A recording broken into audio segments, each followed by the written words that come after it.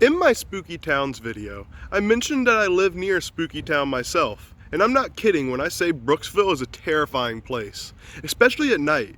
So let's go on a tour of some of the more haunted locations within this town.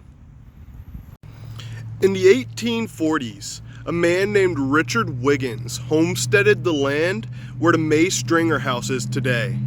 In 1855, it was bought by John May, who built a 4-room house with his wife Marina and 2 daughters, Matilda and Anne. However, John May died of tuberculosis 3 years later. Marina lived in the house through the Civil War and married ex-Confederate soldier and wealthy landowner Frank Saxon following the war. However, Marina died giving birth to the couple's daughter, Jessie May Saxon, who survived only to die 3 years later of unknown causes. Before that, Frank and Marina had lost a son.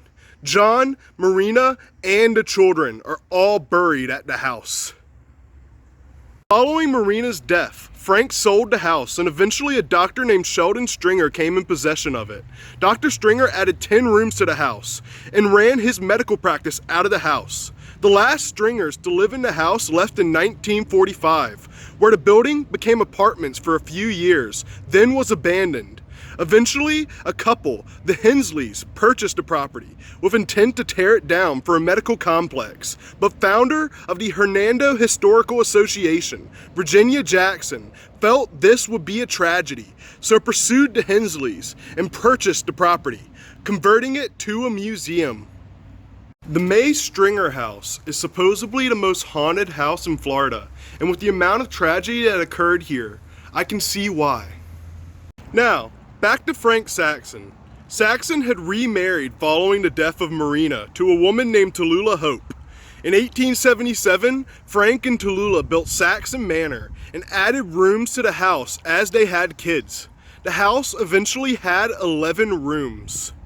Saxon was a well-respected member of Brooksville society due to his time as a Confederate soldier. Thus, Saxon led a very successful career in politics. Later in his life, Saxon used the house as a 3-room schoolhouse, and he died in 1922. While Saxon Manor doesn't have the same reputation as the May Stringer House, it does have rumors of hauntings, and today is a wedding venue.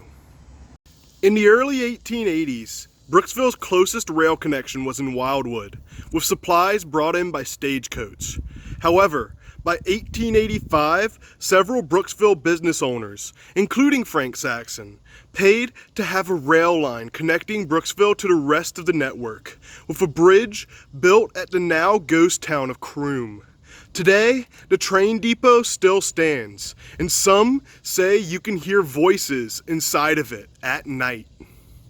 In 1877, African-American community leader Arthur St. Clair was returning to Brooksville from Dade City after presiding over an interracial marriage when a white mob intercepted and lynched him. While there was an investigation into St. Clair's murder, the courthouse was destroyed in a fire and all records relating to St. Clair's murder were destroyed. While the courthouse was rebuilt, today, the old courthouse is rumored to be haunted. I cannot stress this enough.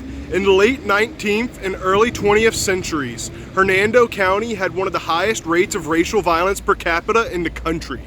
The racial violence got so bad that in 1885, the African American population of Brooksville rose up against their oppressors, but were violently put down, with 3 being killed. When I say that ghosts are nowhere near the scariest thing in Brooksville, I mean it, as the violent racial history is far more horrific than any ghost story. Thanks for watching.